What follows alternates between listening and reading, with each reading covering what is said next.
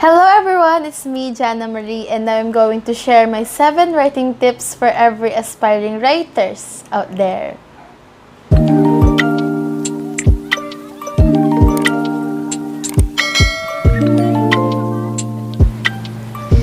We all know that since the quarantine and the pandemic happened, a lot of writing platforms have been established as long as aspiring writers. Ang daming nakapag-develop ng kung ano-anong hobby like dancing, singing, and mostly writing. And sino ba naman kasing tatanggi kapag free naman ang pagsusulat, diba? And wala naman tayong ginagawa, kaya it became a hobby for us. Ang daming nagsisimulang magsulat pero hindi nila natatapos dahil mahirap, ganito, ganyan. And saksi naman ako dyan. But always remember na kahit gaano ka man ka-famous sa pagsusulat, sa larangan ng pagsusulat, you will never be the best in it. Walang magiging the best sa pagsusulat, sa larangan ng pagsusulat.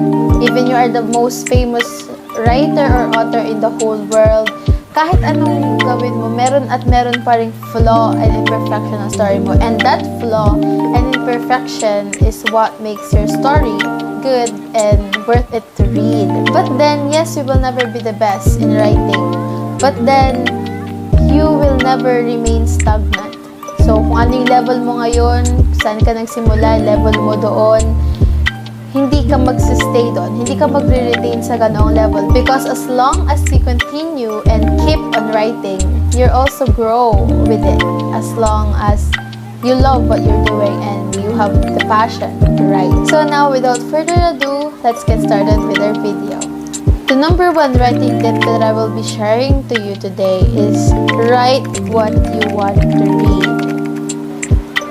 So, bago kasi tayo nagsisimula ng isang novel, iniisip muna natin kung papatok ba ito sa masa, kung gusto ba itong basahin ng mga readers natin. Lagi nating iniisip kung magugustuhan ba ng readers yung isusulat natin.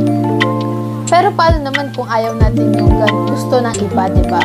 So, yung tanong dito, what if other people will like it, even if I don't? So, for example, you're a fan of romance novels, but ang nakikita mong gustong basahin ng mga tao ay yung mga fantasy novels, mga ganong story. And then you decided to write a fantasy novel kasi ganun nga yung gusto ng tao. Kaso, you hate fantasy novels.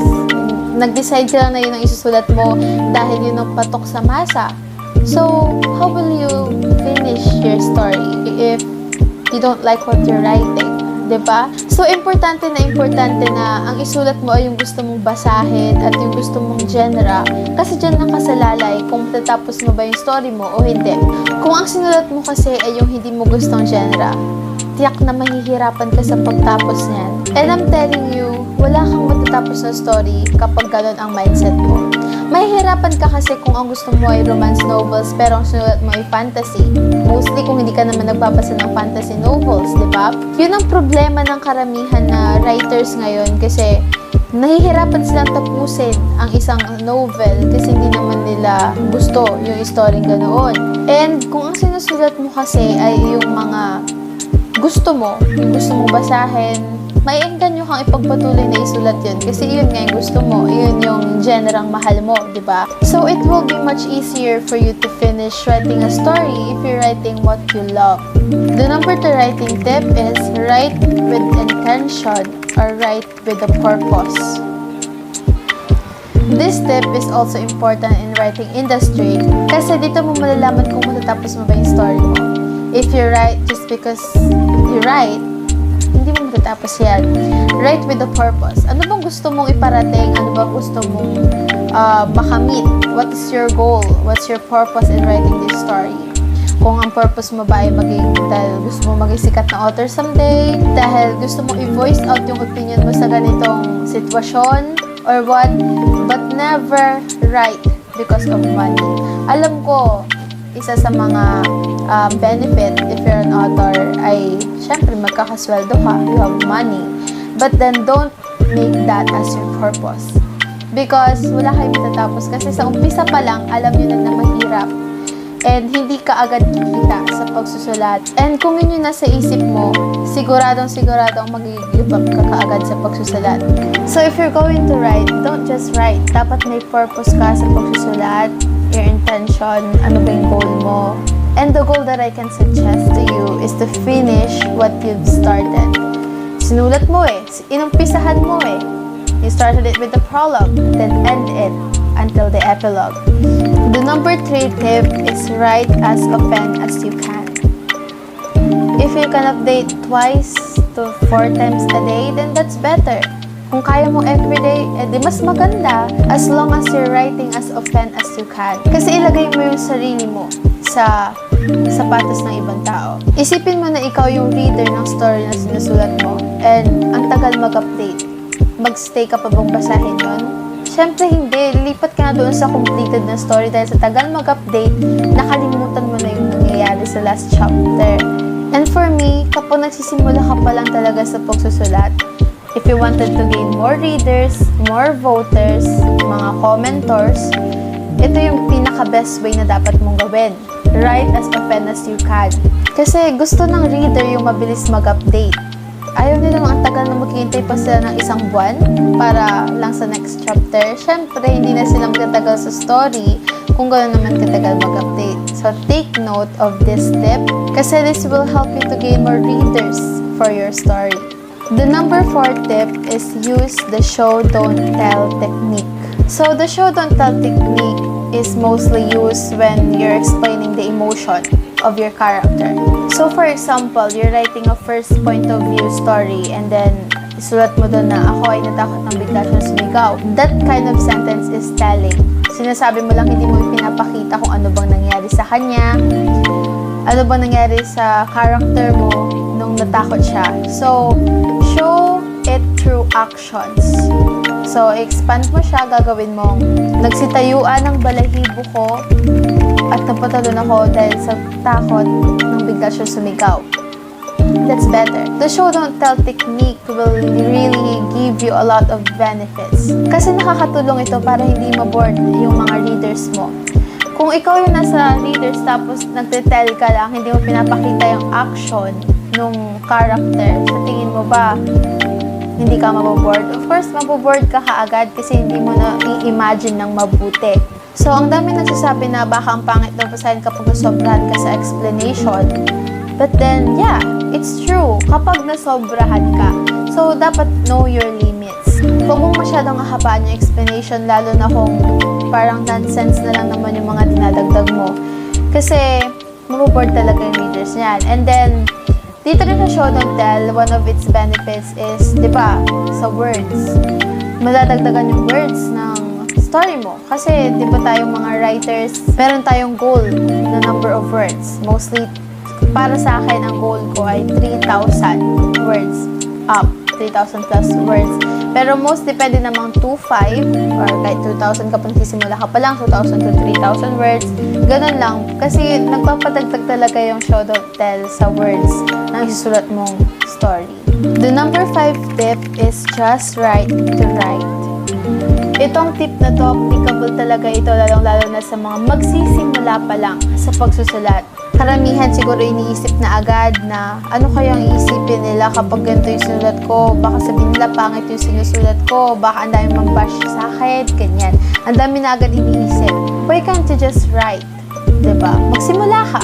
Huwag mo na isipin yung sabihin ng ibang tao. Kasi actually, pag may basher ka na, dapat nga matuwa ka eh. Kapag may basher ka na, kasi ibig sabihin nun marami nang nababasa ng story mo, meron ka ng bashers. And that means that effective yung pagsusulat mo. Lalo na kung sinabi nila nakakainis yung character. Kasi ganito kaya pangit ng ugali. Actually, napaka-effective ng pagsusulat mo kapag may mga ganong nagko-comment sa story mo. But then, don't let them bring you down. Magsulat ka dahil gusto mo, yun yung passion mo. Ano naman kung sinasabi nilang pangit yung sinusulat mo? Eh, para sa'yo maganda, di ba? Iba-iba kasi tayo ng perspective. And kung para sa kanila pangit yun, at least meron at merong nagugustuhan yung story mo. And that will be already enough to keep you on writing. Because at the end of the day, someone will surely love your work. And at least, kapag nagkamali ka, doon ka matututo Sabi nga nila kapag hindi ka nagkamali, hindi mo matututunan ng mga bagay-bagay. Because we can learn something from our mistakes. The number 6 tip is do not be insecure. Do not be insecure.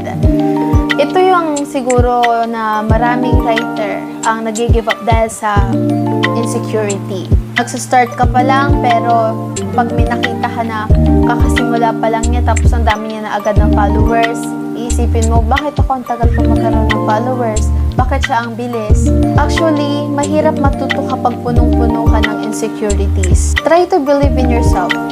Yung mga nakikita mong sikat na writers, mabilis sumikat ng mga writers, gawin mo silang inspirasyon na balang araw magiging kagaya mo rin sila, makakatry ka ng book signing, makakapag-publish ka ng libro. Kasi wala namang imposible as long as you keep on doing what you love and you entrust everything to God. Huwag mong paghariin yung insecurity sa sarili mo, lalo na kung nagsusulat ka.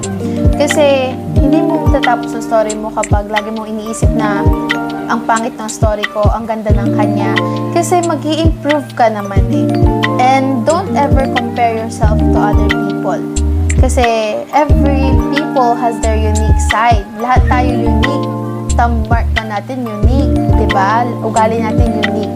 So, wala kang kaparehas sa mundong ito. You are the better version of yourself. The number 7 tip is just read and read and read. For me, this is the most effective way para ma-improve mo ang pagsusulat mo. Kasi, the more na nagbabasa ka ng story, the more na marami kang tutukas ang story mula sa mga sikat na author, the more na mas gagaling ka sa pagsusulat. Kasi, makukuha mo or matututo ka sa way nila ng pagsusulat. And mostly, sa pagbabasa ka, nakakakuha talaga ng idea. Napakaraming idea para sa plot ng story mo. And this is the best way to improve your ways of writing. Just by reading a lot of stories na mostly connected sa genre ng sinusulat mo. So, that's the 7th tip na shinare ko sa inyo. And actually, hindi naman kayo pagagalingin sa pagsusulat ng mga tips na yon. But that will serve as your pattern in your writing journey. Ang pinaka-the best pa rin na dapat mong gawin para matuto ka at mas gumaling sa pagsusulat ay simulan mo na ang pagsusulat. Kasi experience is the best teacher, ika nga nila. Kaya dapat simulan mo na yung pagsusulat ngayon. Kasi experience is the best teacher talaga. Kapag nas-experience mo kasing gawin ang isang bagay, ay mas natututo ka kasi nagkakamali ka and at the same time, you learn from your mistakes. If you really love writing, then start writing now. Because I'm telling you, walang bukas-bukas sa pagsusulat. Planning your plot will take you a lot of days or weeks or even hours. Kung meron ka na planong plot, huwag mo nang patagalin yung idea na yan sa utak mo. So magsimula ka na magsulat. Kasi kapag sinimulan mo na yan, ang paproblemahin mo na lang ay kung paano mo tatapusin. And yes, mahirap tapusin ang isang story. But if you have the perseverance and you really love what you're doing, ma-realize mo na lang, nasa epilogue ka na pala ng story mo. So, the best way to do right now is to start your story and finish it with flying colors. So, that's all. Sana may natutunan kayo sa 7 tips na yon. And I hope you'll start writing now or kapag nakapagsulat ka na and naghahanap ka na lang ng motivation para matapos yon, tapusin mo na. Kasi yung sarili mo lang naman yung asahan mo sa ganitong bagay.